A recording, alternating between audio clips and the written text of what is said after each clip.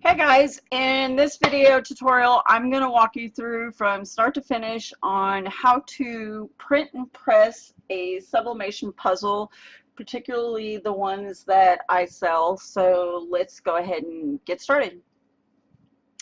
Okay, so as you can see, I already have the image of what I want to print. So first thing we need to do is on square templates,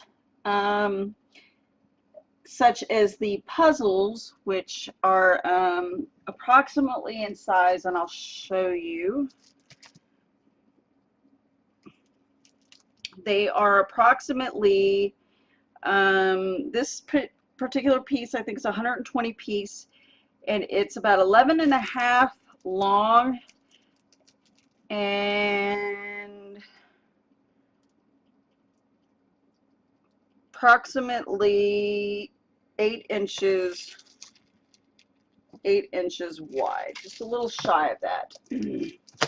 So what I would do is to create a template. If you're not, when it comes to small, regular normal shaped items, we don't always provide templates for that because they're pretty easy to create on your own. So I'm going to show you how to do that real quick. So we're going to go with File, and then we're going to say New.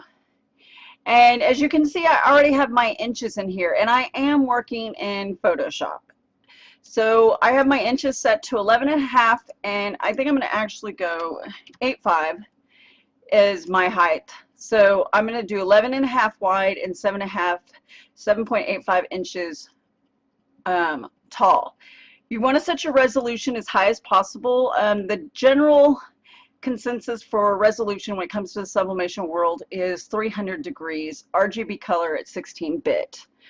Okay, so we're going to hit OK. All right, so now we have a background. What I'm going to do is come over here and double click on the background to unlock that layer.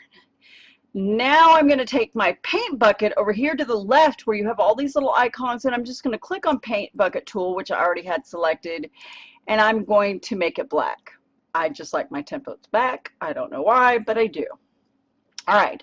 So now we need to add a bleed to this. So what I do is go up here to Image, Canvas Size, and I'm going to make this a little bigger to work with. So we're going to say 12.5. We're going to make it an inch bigger, and we're going to say 8.85. All right. Now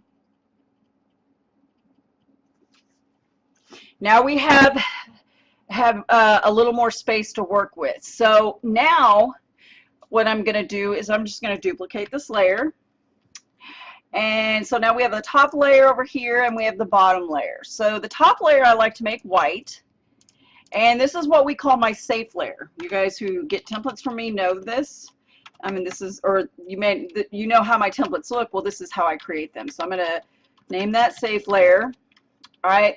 The bottom is going to be my template. All right. Now on my safe layer, I like to be able to see what's going on behind it. So I'm going to change my opacity down to about 50. Okay.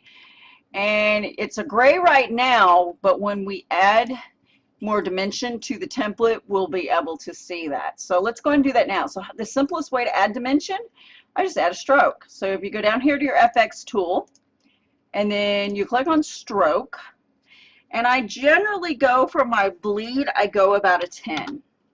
I go anywhere from a 10 to a 20, so I'm going to go with a 15. I think I'm going to try a 20. Oops, not a 120. And I'm going to hit OK. So now you can see the outside. And then generally what I do, instead of leaving it as a stroke, I just right click and I rasterize layer, and it just locks in those settings. So at this point you could save it. I'm just going to say, I'm going to say 20 piece. Let's see, go to computer D. I'm just going to say 120 piece puzzle template. Okay. All right, so now we have it saved. Now, the next thing you would want to do is to turn off your top layer, and you would want to bring in your image over it. So I'm just going to do File and Place, and I'm going to go to where my images are saved for my little grandson there. Photo temp, and here he is. So I'm just going to bring him in. All right, so this is actually probably perfect size for this puzzle. So I'm just going to I'm going to now mask it to the template. So you just hold down your Alt key while clicking in between the image and the template, and that masks it. Now remember, guys, this is a puzzle, so there's not a lot that needs to be done. We can add some text to it. So let's do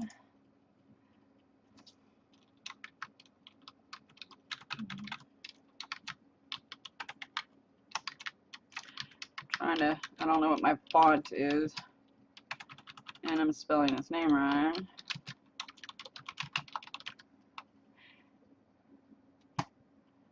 All right, let's find a better font. I don't really care for that. Let's find something. It's a little too scripty for me. Just gonna look through some fonts real quick. And we're gonna bring it bigger. And I'm going to go back up. There's a couple ways you can look at the fonts. You can do how I'm doing it here, or you can go to the character and just scroll down and go over here. Now, if you don't have character up and showing in any of your areas, it could be here, it could be here. You just simply go to Window, and then you click on character to show it, and it should pop up for you. So for the sake of the video, I'm just going to find me something real quick. Something to make this work. Let's try that. Oops. Oh, it was already that font. Okay. Nope. Don't like that one. I don't like that one. I don't like that one. Let's see. What do we got here? Nope. Nope. Do we have a kid? Nah, I don't like that one either. Alright, let's find. Okay, so I'm probably going to fast forward this part of the video while I find a font.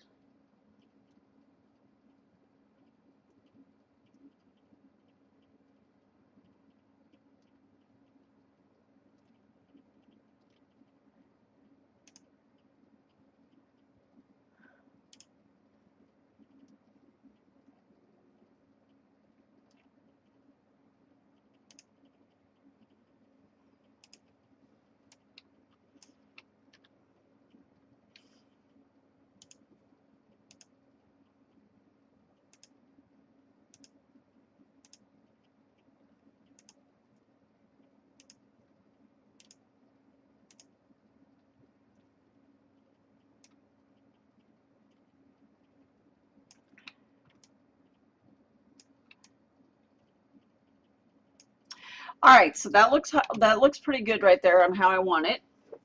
And then the next thing we want to do is we want to go ahead and go print. So we're going to go File, Print. And for those of you that don't know, I do use an Epson Workforce 7110, and I have Cobra inks installed in it. So I've already got my printer set up. I just need to see what my paper settings are for this. And rear feeder, let's see if it'll fit like that.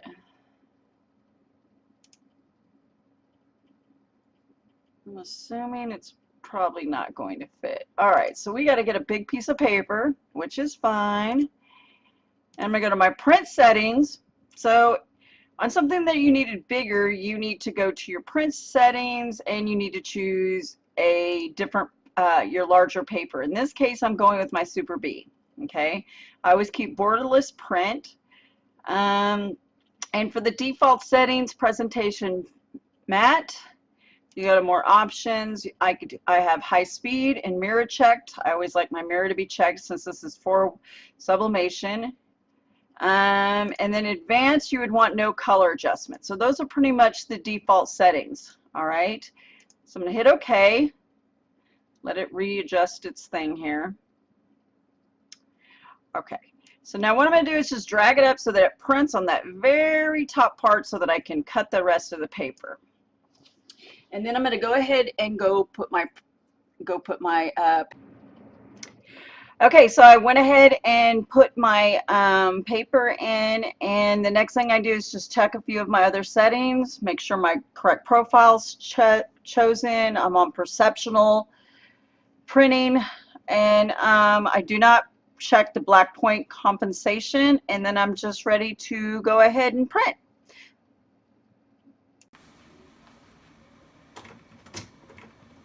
Alright, so this is my 7110 printer.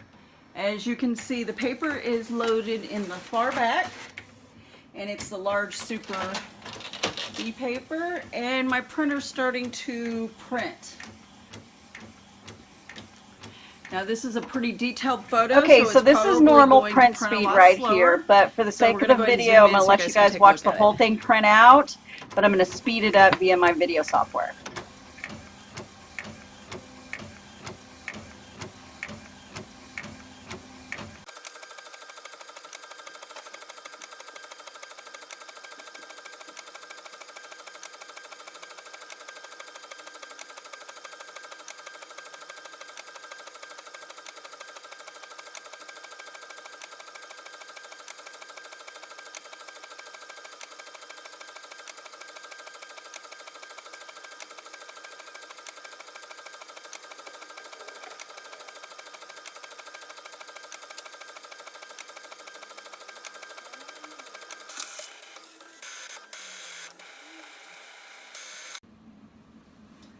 Okay, so this is the finished print, and like I said, at this point you can just take it and cut it.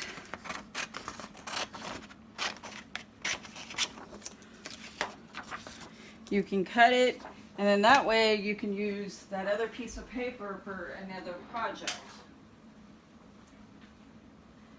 So here are the puzzles. I don't know what the video will be able to show you guys. This happens to be, there are two different types I was trying to describe to you guys, and I'm hoping you can see it right there. Do you see the glitter speckles? I'm hoping you guys can see that. So there are glitter speckles. That's what the pearlescent is called. I mean, that's what the pearlescent is made of, in case you guys were wondering. So those are the pearlescent, those sparkles. I'm going to press this on a glossy puzzle, and this is just a glossy. There's no sparkle in it at all. Okay. So, per my instructions on my website, let's go back to that and so I can show you guys real quick. Okay, so we're on my website, and real quick, I'm just going to show you that most of the instructions will always be on my website. I'm on the ready to ship, which means RTS, which means ready to ship products. I'm going to go over here to the MDF products, and I'm going to click on this photo frame.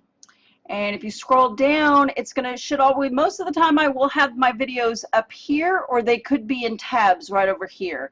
I'm trying to move them all to the description so you see them on the very first page. But this is where the instruction video will be, along with the pressing instructions, okay? You can also search my site looking for what you need. Even if I'm sold out of it, it should still show up. All right. So let's go with, I'm going to click on the puzzle, and I'm going to scroll down, and I don't have a video yet, and that's the purpose of this video, but here are the pressing instructions. So you press these at 120 seconds for 350 degrees. The puzzle is face down with the transfer paper face up. All right, medium pressure. So my heat press is a little too hot at the moment, so we're going to go adjust those settings so we can make this. And I'll be right back. Okay, so we're over here back to the heat press, and this is what a heat press looks like. I will try to zoom out. This is a 16, woo! This is a 16 by 20 Endura press that I got from Sign Warehouse. I have a review on the whole entire press when I got it nearly 2 years ago, and it's still going strong. They're pretty much a knockoff to another name brand, which I'm not going to put on here, but I'm happy with it for the price I paid. It's doing me just fine. I like to call it the Green Monster. It has a drawer where it comes out. Let's see if I can show you guys that. Oops, I'm on a tripod here, but the drawer slides out really easily, and as you can see, it's still a swing away. Okay. Let's get this back. So we needed to go 356 for 120 seconds. So we're going to adjust our time.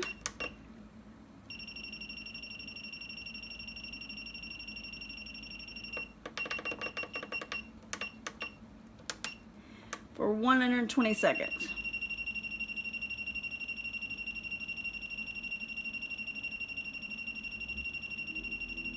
Now, if any instructions ever give you minutes, you have to break those down usually by seconds. All right, so now what we're going to do is we're going to wait for the heat press to cool down, and then we'll come over here and press it. Okay, so our temperature is right where we want it to be.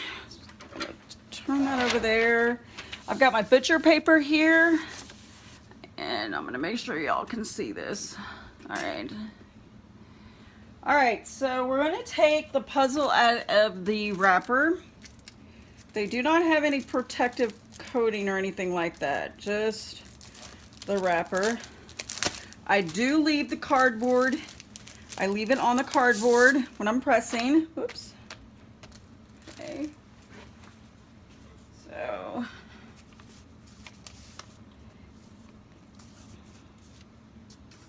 okay. Just make sure your puzzle pieces are all flattened. Okay, so now what we want to do is we want to line him up here. So remember, puzzle face down, paper press up. And you can see my bleed area on here. So it's a pretty big bleed. I don't think I needed that big bleed, but some people like big bleeds. Big bleeds don't come in handy when you're doing, one thing I don't like about them is when you're doing photo collages. The bleed can get in the way and cut off sometimes people's faces and stuff. So that's why I tend to not like large bleeds. But for this one, it's okay. And so see the outside, that's what we call the bleed in sublimation. All right. Now, we are getting ready to press.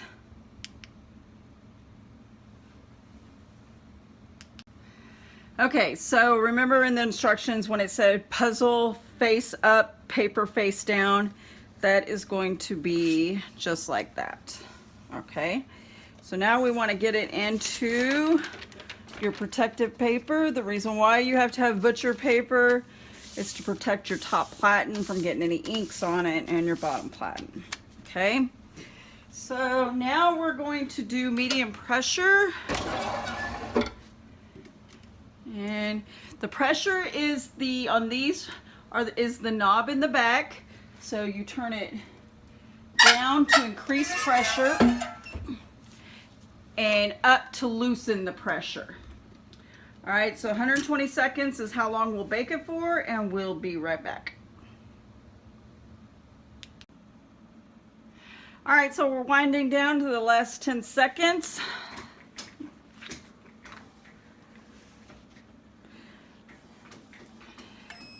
Okay, for any product that you press, you're going to need to use your heat gloves. You can get these from any of the U.S. vendors such as Johnson's Plastics, Condi, or Coastal, or RPL. I got these though My husband got these from the Sports Academy, and they're found in the fishing department, which are pretty much, to me, the same as the ones you get from the vendors, and to me they're cheaper. So they do the job. I even handle slates with these. Don't get the thin ones, because I've tried them like this. They're thin, and your hand still can get burned, but these ones seem to do the job. So like I said, they're in the fishing department of a sporting goods store. So I'm gonna go and check this out. Now for this particular project, I don't really need my gloves.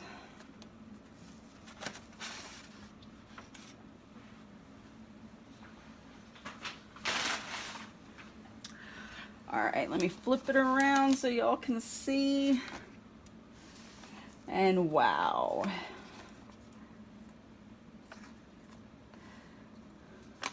Just gonna take that tape off the back.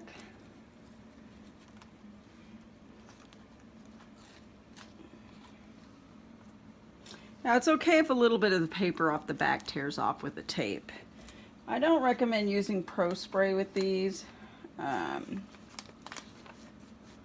But all right, so for lining up purposes for the video, I don't know if you can see, I came up a little bit short right up there. Not a big deal for me. Not a game changer, as I was just making this for the purpose of the video, but it's still pretty nice that I think I'll give this as a gift. And this is my grandson, and just look at the colors, how they stand out. I don't know if you can see. I mean, just absolutely beautiful. Okay, folks, so that is what it looks like for the sublimation puzzles. I hope you guys enjoyed the video.